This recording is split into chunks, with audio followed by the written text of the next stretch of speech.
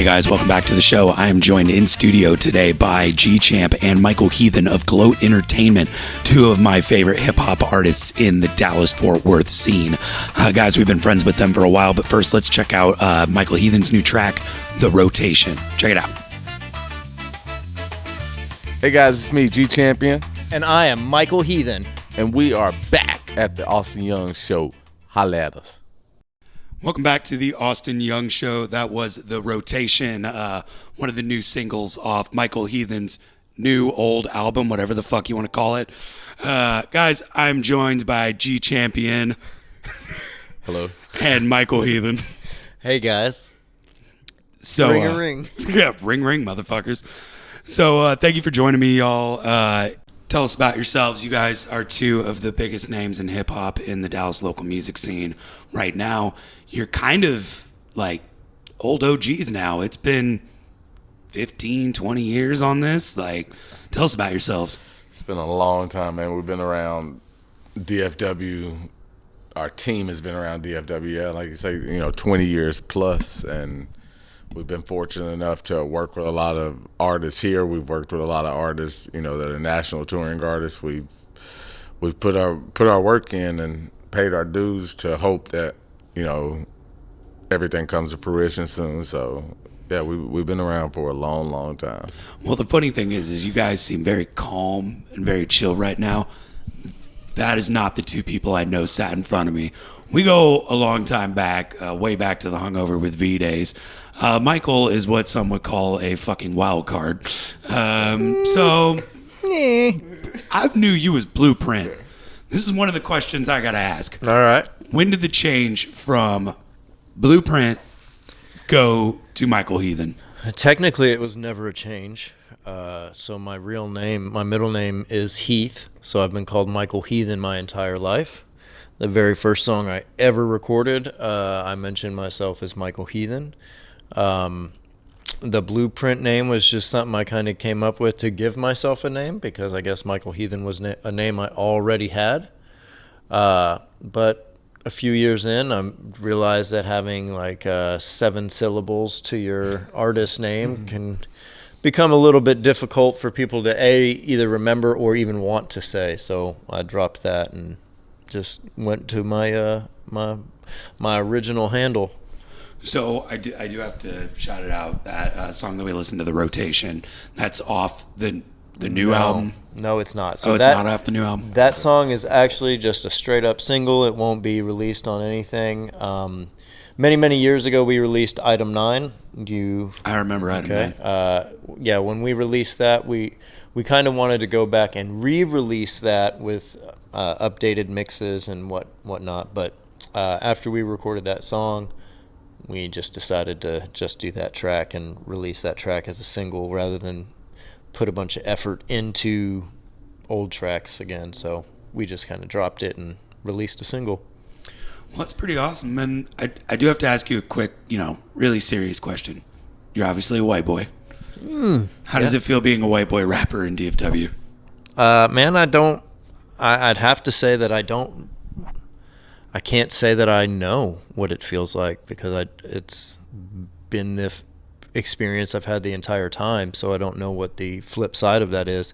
I will say that it's at no point ever did I not feel welcome or that I didn't have a place.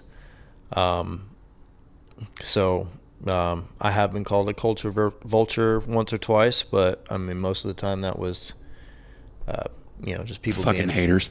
No, one guy was just angry. He was having a bad day, but we're friends, and we're friends then, and he's definitely changed his tune about it since then. But the rest are, I would say the rest maybe, the others maybe haters, but I don't have any of those.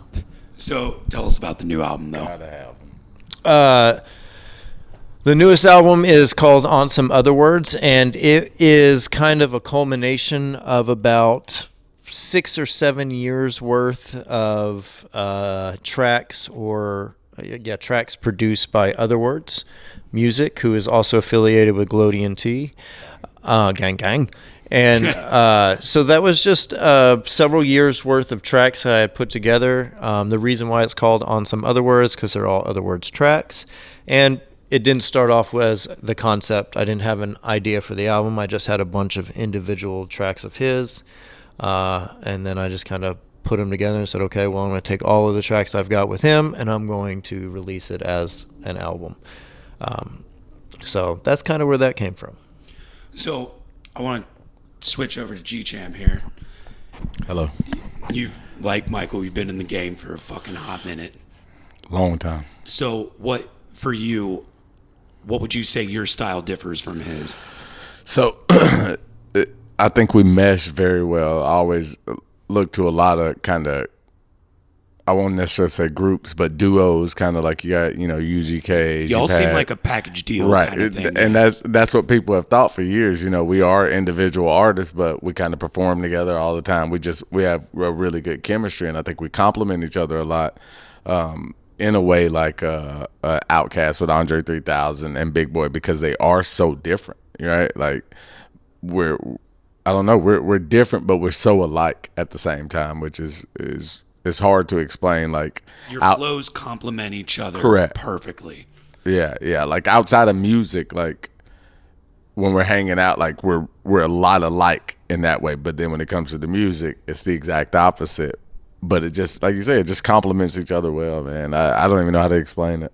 Now, are you all actual friends or just performing friends? Kind of thing? We're unfortunately we're actual friends. Yeah. Now, how did you all meet? Funny story about. So I moved here the first time I moved here was in 2006, and I was living with my dad, and he was actually my next door neighbor. My cousin was pretty big in music. Next door neighbor. Man. I had no clue. My cousin met him before I met him, so my cousin was pretty big in the shout out Saucy Lab boys, Saucy Lab Records.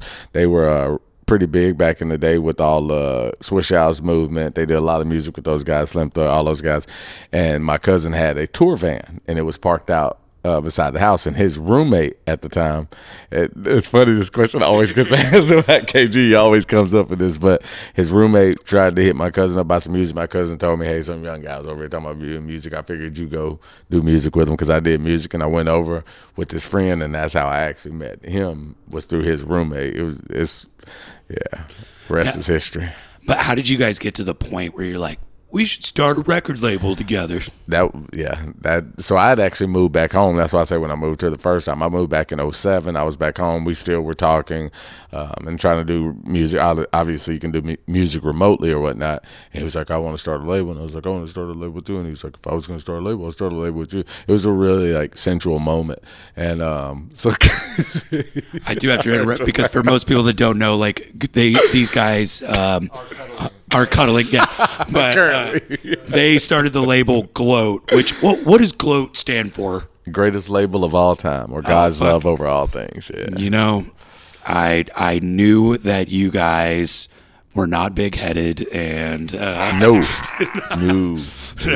But so, let me see this real quick. So G.L.O.A.T is kind of a twofer, and I think it's on that shirt. Does it say on that shirt, only the song survives somewhere? Yeah. It says triple dot, which the logo is kind of like a triple dot. Oh, yeah, only the songs survive. So there was like this dual thing when we started the working together. His idea for a label was that very humble G.L.O.A.T. My idea was only the songs survive. Like, I took my ego completely out of it, and I'm saying, hey, the only thing that's left when I'm gone is the music. But he came around and he's like, nah, dog, flaunt that shit. Flaunt that shit. Put your chest down, motherfucker. He called me a motherfucker, and so we used it.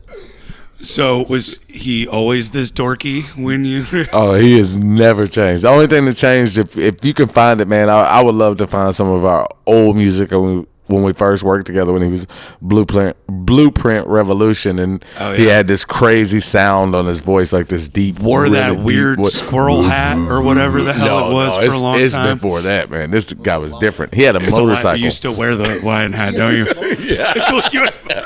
He was different, dude.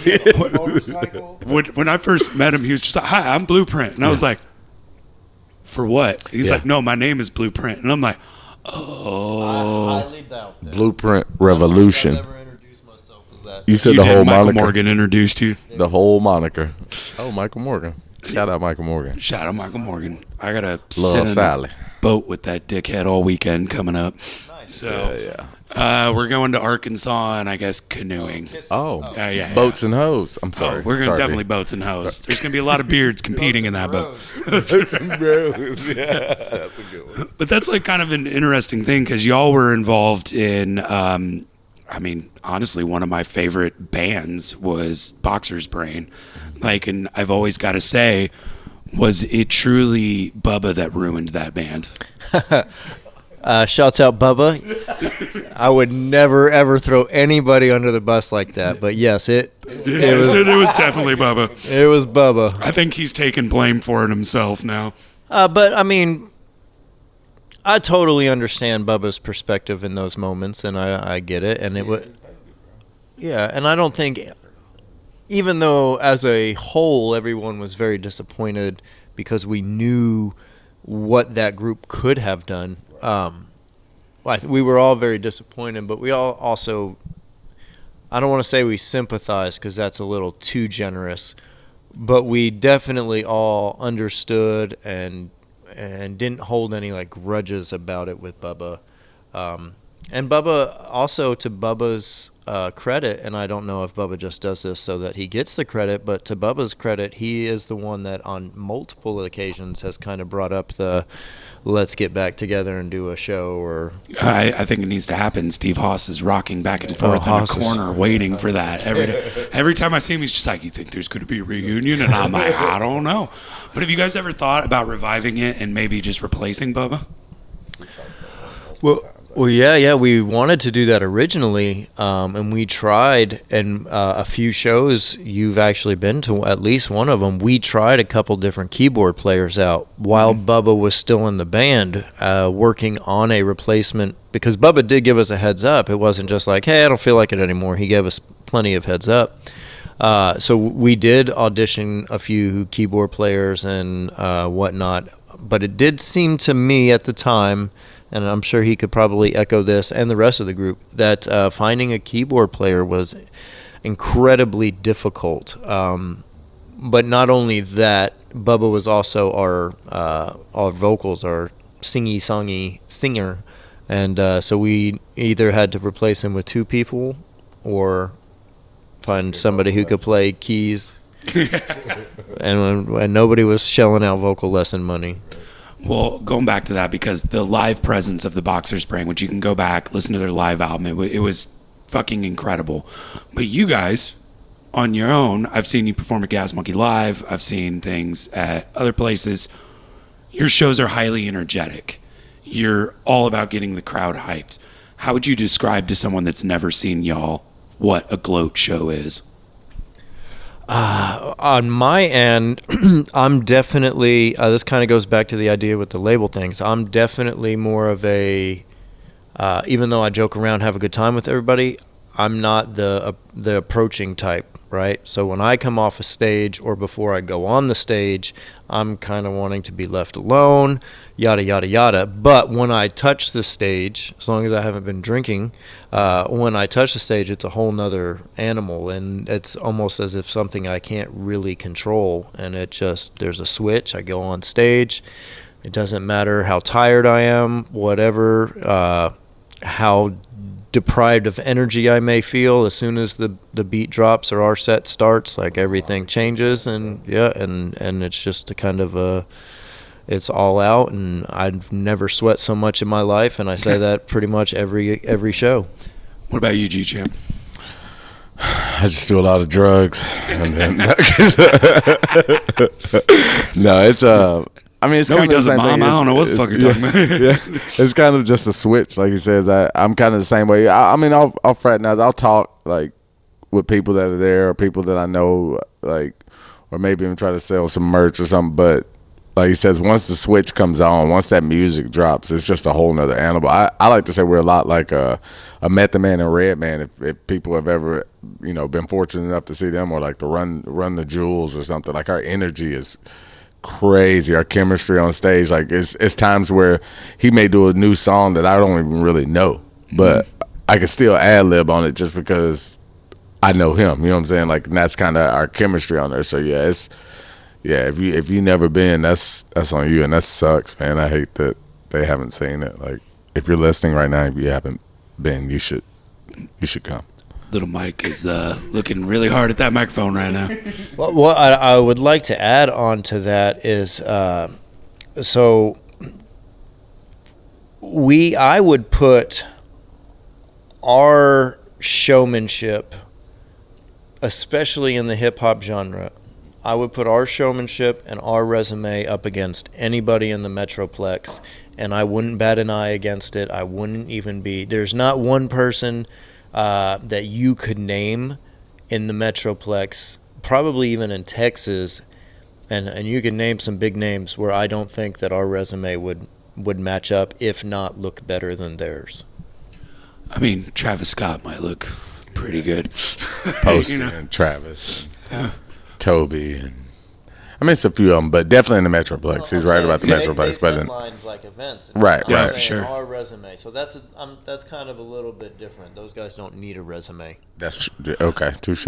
But like when I first heard y'all, and this is going way back in the Cypher days, like it almost had an element. It wasn't metal, but it had that like really dark kind of grimy flow to it, which was awesome. It wasn't horror hip hop, but it had the elements. How would you say you've kind of evolved the sound since then?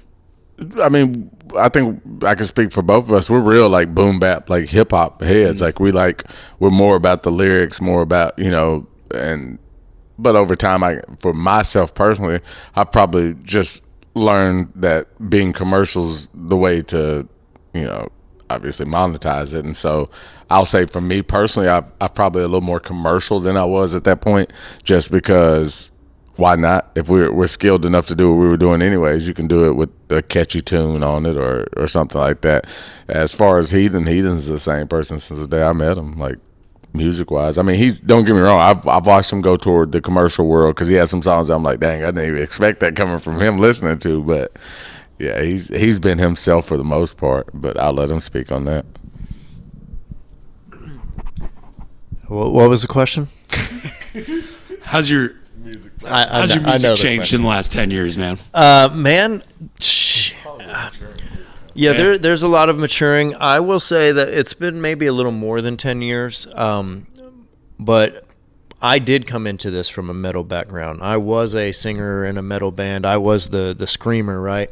That makes sense because you got that track. Is it on Fuck Cancer? Yeah. Is that where you do the scream out or whatever? No, it's the AI video. Okay, where yeah. You do, where that's got that's like a Plank. lot of metal influence. Yeah, so that's Plank on some other words. Yeah. So I personally do have a lot of metal influence. I don't listen to a whole lot of hip hop myself. I listen to classic rock, even. I did listen to metal, obviously. Not obviously, but I did. So I did have that influence. But I will say that in trying to, at some point, find my place, I set myself back probably 3 or 4 years, if not more. And I went to college, and I took a music theory class. And one of the things isn't it? I took this the wrong way, and it wasted a lot of my time. One of the things that the professor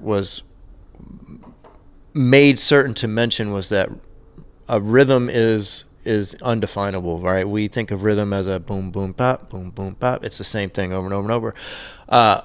But if something is infinite and never ends, then that rhythm has never been set. So it is in a rhythm. It just hasn't gotten to the repeated point yet. So at some point it's going to loop around and get to that sound again and do those same motions or whatever. And so essentially what he was saying was like, no rhythm is rhythm, was essentially what he was getting at. And as somebody who focused on lyrics myself, I took that to heart, and I stopped writing in a way that, okay, this fits within the pattern or the structure of the beat. And I just started writing like spoken word essentially, and I did that for probably 2 or 3, maybe not that long, but a good 2 years where I was just writing these like spoken word poems over top of some pretty dope ass beats. And when I go back, and I still have them, when I go back and listen to them now, I'm like, what the fuck was I thinking? But to that end, what you're asking, like, I have come a long way. I have kicked the wall per se over and over and over with nonsense, and it actually took me being hard-headed to learn the most stuff, because he could be the first to tell you, like, I didn't want to change anything. I didn't want to accept the fact that maybe what is popular is a more viable route or something, in that nature. And it took me a long time to even come to grips with any of that. I was definitely of the mind that it has to be anti industry or anti-mainstream for it to be considered, original, not necessarily original, but not selling out per se. Whereas you can definitely find your lane in that market without selling out and without necessarily going mainstream, right? And so that took me a long time. And once I kind of figured that out, I became a much better songwriter. It's kind of beautifully put, actually. But guys, we got to go to commercial break real quick. Before we go real quick, we're going to play Victory Lap. Tell us what this song's about, y'all. Well, I'll talk about this. New album. This is off the Other Words album. I will say a very brief thing about this, but Champ wrote the hook on this. So the whole album is kind of leading up, even though it wasn't necessarily intended. The whole album is like leading up to besting somebody else. And so that gets us to the Victory Lap, which is essentially just a race around a track. And of course, from our point of view, we're winning that race. But Champ did write that hook, and the album released this year, but Champ can tell you also that hook was written probably 7 years ago. Yeah, the original person that was supposed to be on there was Illism. Yeah. That's how long ago it's been. I hadn't done the song or talked to Illism in a really long time. But yeah, it's a badass song. Kid Splinter did his thing. Shout out Kid Splinter. But yeah, we're gonna let Austin let y'all check that out. All right, y'all. We'll be right back. This is Victory Lap. Oh God. Well, now that we've done the fake dick jokes and the everything, Gary, take us away. Take us away on the Cialis advert. Have you guys heard of Hims? Well, today we introduce hers. If you want that thing wet and that kitty to purr, just give her hers. Tell them about it. Enough said. Well, speaking of that, you just heard Glory. So, is it about a glory hole? Tell us. No, it's not about a glory hole. It's about a whole lot of glory. Yeah, it really was. Man, glory is my take on how most people view or identify within their own faith. So it's more about not necessarily saying that I disagree with what they believe in, but more so disagree with the actions that they take around it while making those claims. So I'm a big proponent of being free in your choices, whether that be religion, whatever the case may be. I'm not going to fight you on it. I'm not going to argue with it. I'm not going to tell you you're wrong. But if what you're saying and what you're doing don't match up, then I do believe that is an issue.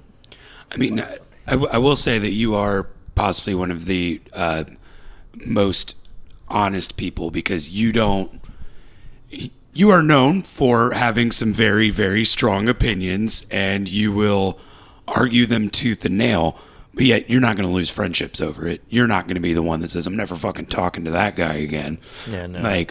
But how do you kind of do the balance in the entertainment industry? Because obviously, if you say something that somebody does, say something that somebody doesn't like, you could lose out on a lot. So how do you kind of like keep true to yourself with, having that tight balancing act? Well, that's kind of a two-part answer for me. I think Gary our champ can agree with a lot of what I'm about to say, but I find that in humor, there are no lines. There are no boundaries. I don't believe that there are boundaries. I think everything's fair game. Some people may think it's sick to make a joke about something, but I may see that as the only way that makes that something we can deal with, something that we can approach and discuss. And it may take a joke to be able to say, hey, this topic needs to be addressed, right? It needs to be addressed. Yeah, what I said, is it funny? Draws light on the situation, but the idea is to talk about it, because a lot of people don't want to talk about things because, not that they don't want to talk about them, they're afraid to offend somebody else, and they're afraid that that offensive comment may jeopardize whatever it is they're doing. I don't necessarily feel that way, because I do feel that being able to speak your mind is important. I think it's unfortunate to lose friends in those manners, and I have lost some friends in those ways. I don't expect everybody to agree with me. In fact, I enjoy when people don't, because it does open that door. But I also am a very, very stern devil's advocate.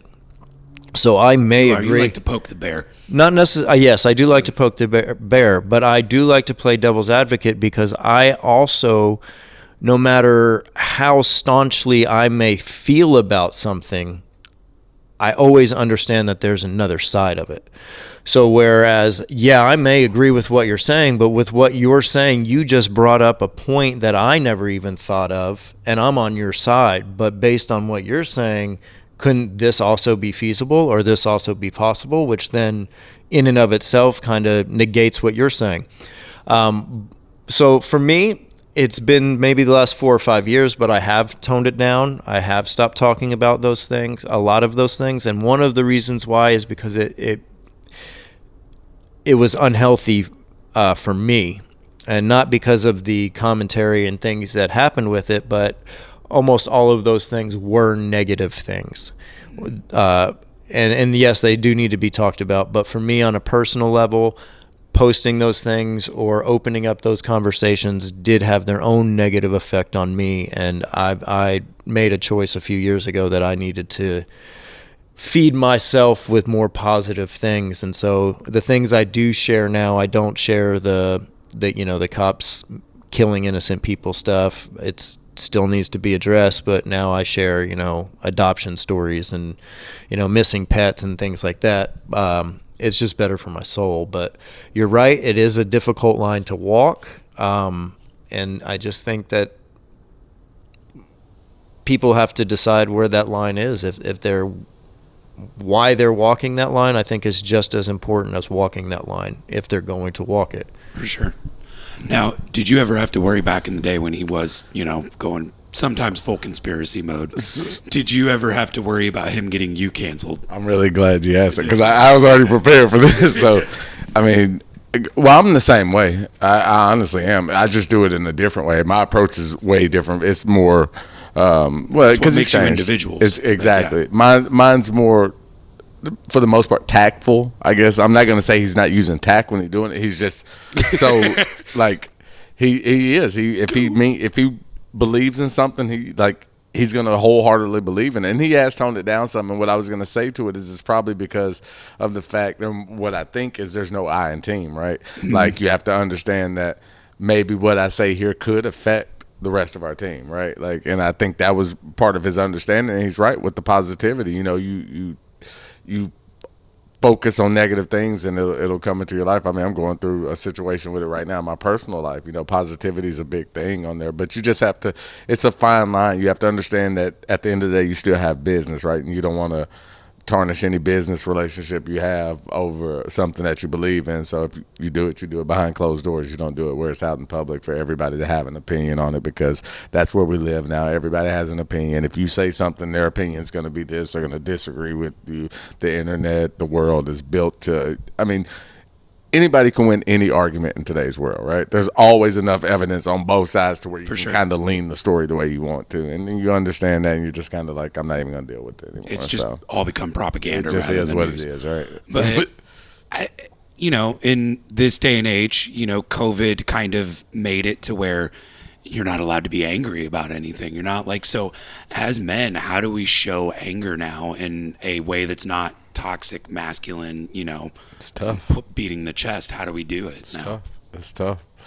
COVID, speaking of COVID, fucked us so bad. Can we cuss? We can, Oh, right? fuck yeah. Yeah, fuck it. But COVID fucked us bad. We were on a fucking run when COVID came around, like touring, we were on a run. So speaking of COVID. Most of all of our friends, I feel like their band, shows, whatever they did as a creative outlet was finally starting to break. Like, y'all were fucking doing some awesome shows, releasing some tracks. Man. Loyal Sally, throwing it back to them. Like, I feel like they were all over the place about to break, and then COVID just killed it all off. If you were independent and you were making a move at that point, for the most part, COVID, did who I feel bad for? AC Capers. Yeah. That man was about to blow the fuck up, yeah. and then COVID just trashed it. Yeah. AC is shout out AC. AC is one of the best musicians I've ever met. Best people. He's a good person too. Just a really, really good person to be around. Shouts. Oh yeah, absolutely. AC was with us just recently drumming on the show for us. Yeah, he's coming on the show again for the second time soon. He's in a fucking country band now. AC's in 100 fucking bands at any given time. Oh yeah, exactly. I mean, Loyal Sally's folk, right? Well, he's not with Loyal Sally. He hasn't been with Loyal Sally. I can't believe they're back with Stacy and all that. But getting all that aside, it's been a weird time for all of us to adjust and all of us to become that. Like, what is the lessons that we've learned that, like, a kid comes up to either one of you at the show and says, I want to be like you guys? What advice would you give to them? Go get your paperwork right. It's the very first step. Make sure you have everything what do need. You mean in that? Getting the paperwork? Your music registered, your self-registered as an artist. Any way you can monetize, any way that somebody can't take advantage of you, and that's the first step I will always tell somebody. Go get your paperwork straight. If you got a name, trademark your name. If you, like I say, everything you possibly can, register all your music, register with BMI, with ASCAP, with either one of these guys, so that when you are performing, you get paid for it. When your songs are streaming, you're getting paid for it. It may not be a lot, but it adds up. I pay, my electricity bill or my cable every month with music money, or something else with music. You know what I'm saying? Like, so it's but it's little shit like that you got to think about, and that's because all of our paperwork, everything that needs to be done in order for us to make money off of it, is done, right? And that's my first thing. I don't know what he would say, but that's what I would say for sure. I would absolutely 100% agree with that. We did a lot of work for a lot of years that was just spinning wheels. I mean, we release music, go perform, yada yada yada. But when we didn't have our publishing set up correctly. When he's talking about ASCAP, BMI, that's the stuff you get paid, royalties on. That's how you get paid for outside of the your asking price for a show. You get paid for playing those songs live, right? As long as those songs are registered. So if you've registered your songs and they're available to be performed and they're done correctly, you can then go and turn and say, hey, on X day I performed this song, this song, this song, this song. They're all registered. We perform them at this venue, and as long as the venue's registered, part of the venue's payout will go towards you, and you'll get your royalties for performing those songs inside. Ladies and gentlemen, that is probably the most useful piece of advice that has been stated on this show. So, like, how would a kid go about joining ASCAP or BMI? So, favorite 6-letter word? What is it? 6, 1, 2, Google? Honestly, Google for sure, but ASCAP or BMI, they're all pretty self-explanatory. Well, I use BMI. They're the same. You don't need them both. It used to be where BMI was free and No, you can't use them both. It used to be where BMI was free, ASCAP was a one-time fee. They both now have one-time fees. The difference used to be, and I don't know if there's a difference now, but the difference used to be ASCAP was more inclined to go after your money. whereas BMI kind of just sat on it. Yeah, it's free. They're not going to go after it for you. And there's all these other types of places you can sign up for that will track all that stuff and will make sure that you get your money. And I want to say that Soundscape is SoundScan. Yes, SoundScan is a one-time payment, and they'll track everything for you. So if anybody's stolen your music and used it in a visual or anything that's been released, register on the charts too. yes, absolutely. So. You guys need to just teach a master class at this point. We're working on something. We're getting there. We got something cooking. But yeah, so exactly as he said, there's no money really in your spins, right? So Spotify, which is the easiest to market because that's what most people have, Spotify is 0.0004 cents per spin. Can't even get a sheet of fucking toilet paper from them. Not a single sheet for one song. I had Spencer from The Infamous on, and they had to do a whole battle with AI and Spotify and getting AI music that had ripped them off Spotify and everything. Do you think Spotify is a part of the problem with the encroachment of AI music? I'm not going to speak too much on AI, but I do know that this is an AI program. So I hadn't released anything but singles up until I released that On Some Other Words, and I think over 2 years. So there had been a couple individual singles that came out, but nothing like Fuck major. Cancer 5 years. God, 2019 was 5 years ago. Yeah, that's crazy. Yeah. So when I released On Some Other Words, well, 2 tracks. One of them I never actually put back up. 2 tracks hit their scanner, or their AI picked it up or whatever, right? And they had high streams. One of them I had released with one company, and the other one was released as a single through. So let me take this back. So was it not TuneCore? I can't remember what it was, but there's a company out there that you could basically upload all your songs, and you can use that site to basically try to get sync licensing with the songs.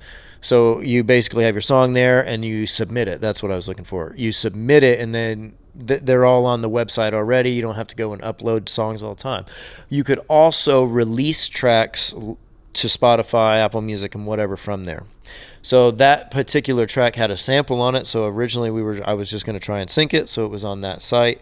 We eventually actually released it, and it went out on Spotify and everything through that site. Well, Spotify marked that track. It was the first song I ever released off of that platform. Spotify marked that track, went back to the platform, told the platform that they think there's like fake views, bot views, or listen streams. So that company sends me a letter, and they take it down, right? And I was like, okay, that's weird, but it was one track. I didn't really care much about that. It's still up on YouTube. It's still on all the other sites, right? So then I released On Some Other Words, and that was in April of this year, whereas the other track I want to say is October of the year before. So there'd been a gap, 6 months or so, a little over 6 months. Anyway, so that album goes up, and my streams go up again, and it's another peak essentially. And they look at those and say, hey, that's weird. You've had an extra 3,000 plays a day essentially for the last week. That's weird. Why did that happen? And instead of saying, oh, he just released a new album, he's pushing that album, things like that may have been happening, they flagged it, pulled it down. So I had to... Those rat fucking bastards. Yep, so they pulled the whole entire album down. So I had to go through my distributor and basically get them to prove where the streams came from, take that information and submit it to Spotify. And Spotify then put the album right back up. All my plays that I had with it came back with it, so I didn't lose anything except for like 2 weeks where it was just offline altogether. Well, that sucks because that's 2 weeks of momentum basically killed. Oh, absolutely. But what I did find out in that, and this goes to you saying, is Spotify part of the problem? Yes, they're a huge part of the problem from the financial standpoint because they're raking in dough and not paying it out. So that's a huge part of the problem because they do take advantage of the artist, and the artists don't really have too many other places to go. But Spotify's almost become a monopoly at this point, like iTunes was 10, 15 years ago. yes, absolutely. But what I did learn in this process was that the green light to upload the album and have it go back live once it was pulled down was not Spotify's decision, nor was it Spotify's decision to pull the album. Spotify only alerted the distributor that there might be possible bots.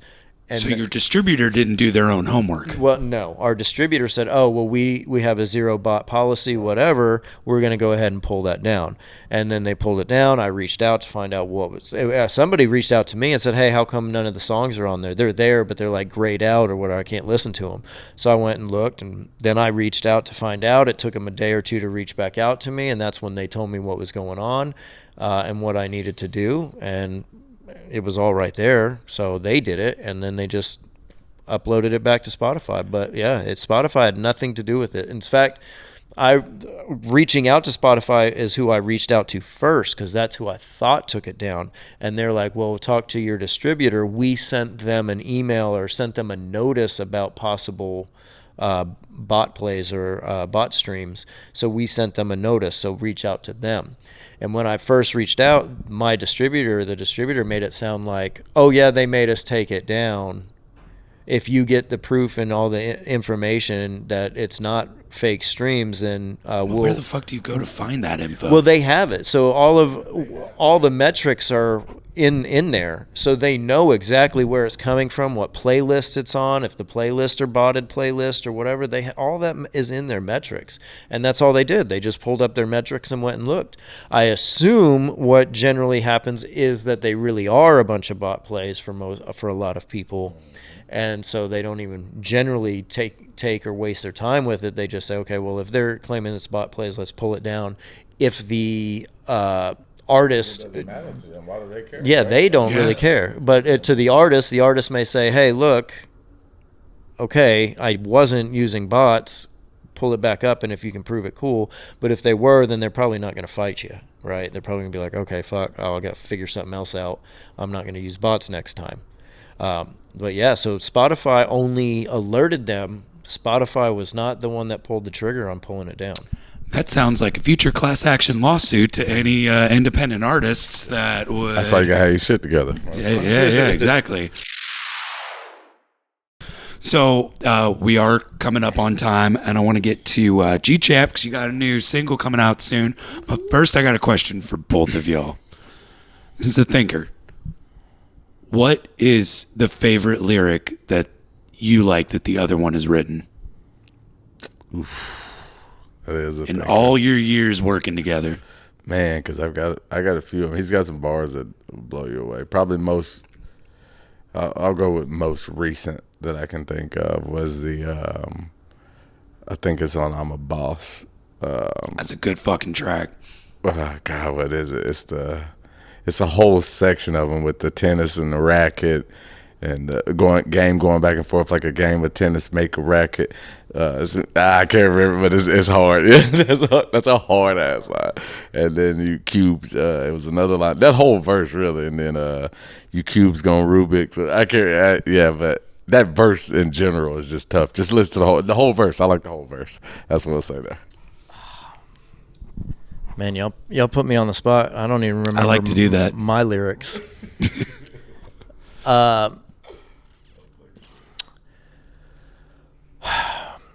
Honestly, I don't. He's got a bunch of one-liners that are great, and I kind of appreciate his funny stuff more so than I do his like actual real life lyric stuff. But I don't even want to repeat the line, but I'm just going to say the last part of it. Is it binge watching Matlock? What was that from? It's from the G.L.O.A.T cipher. Champ, you know the line? Let's hear it. Follow her home and bust open her padlock and fuck her on the couch missionary twice while she binge watches Matlock. He's talking about the oldest woman in the parking lot on a motorized scooter, which is the line before all of that. Oh, no. How is there not a Depends joke in there somewhere, too? Depends. But so tell me about it. You've got a new album coming out pretty soon. By the time this airs, we will have played your new track, Good Vibes Only. Tell me about it, man. So, Good Vibes Only, and it's self-titled because that's the name of the album, is Good Vibes Only too. This is a completely different album from anything you've ever heard from me. It kind of started with the last album with 27 Floor Views. That album started off a little faster pace, more high energy. Then it kind of progressed into more of a R&B kind of style album. Into now, this album is going to be mostly R&B. It's going to be R&B and pop. Like, this is a whole. I'm singing and like. Well, you're wearing a Valenti hat, so I guess you've too much of the Valenti train going right now. But it's featuring young dudes from Ice Age or Money Train with Mike Jones, those guys. Good friend of ours, we've known him for years, and this song, I think, is a very, very special song. It's so different from anything you've ever heard from me. And we performed it actually a couple times now. We performed with Mayday, and I was saying on stage that I hadn't even released it or anything like that. And Mayday was like, release the song now. Like, so it's that kind of song. It's special to me because, like I say, it's something new for me. And then after this album, this Good Vibes Only, we're going to my Ligarius Rucker album, which is going to be all country, but that's a whole nother Wait, you're doing a whole country album? 100%. You're going to do a whole country album? Absolutely. Fuck. Is AC drumming on it? He may be on some of it for sure. Yeah, hell yeah. Is there any other features or anything on this album that people should be looking for? I mean, we're still working on it. That's why we're just going to drop the single. It's kind of buying us some time. But it's definitely going to be some special features on it. Names that people know. That's what's taking so long on the project to make sure, if you're going to pay for these features, it's got to be the right features, right? But it's a special project. I'm telling you, Good Vibes Only. That's what it's about. Is just relaxing, chilling, and enjoying the vibe. That's what I'm all about. That's the season of my life in. I'm more mature now. My kids are getting older. Like that's where I'm at. I'm all about good vibes, man. Damn, y'all's kids must be high school. I mean, Heathen, your kids must be almost high school age now. Oh yeah, we got one. We got my oldest, his youngest are the same age. And then his oldest is out of high school. Yeah. 19 and 15. Holy shit. 20 and 16. Yeah. Oh, man. Yeah. 19 think they know the fucking everything about the world. 100%. Well, guys, shout out your socials where people can find you, stream your music, all that shit. I am the real G Champion 27 anywhere you look. The real G Champion 27. G Champion on all your streaming sites, and then G.L.O.A.T ENT or GLOATentertainment.com is probably the easiest. That kind of gives you everything, but here's Heathen. So Michael Heathen on anything. You go to Google, type in Michael Heathen. It's going to bring up my Spotify, my Facebook, my Instagram, let's not go to images. But it'll also have my IMDb and my casting couch auditions and what about your bukkake reel? My back shots, huh? Your OnlyFans still on there? It should be. I haven't taken it down yet. It's known as the Bearded Wonder. The Shit Slinger. The Taint Tickler of DFW.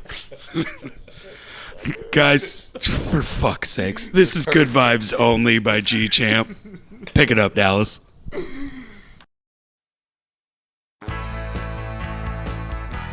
Well, you did it. You stuck around till the bitter end. If you want to hear more of my beautiful, sexy voice, then go to theaustinyoungshow.com. There you can find links to my social media where you can follow me, write reviews, all that kind of bullshit. Also, wherever you're listening to your podcast, there's a description. There you'll find the list of the band names and songs and where you can follow them. seriously, go follow all of us. We'd appreciate it.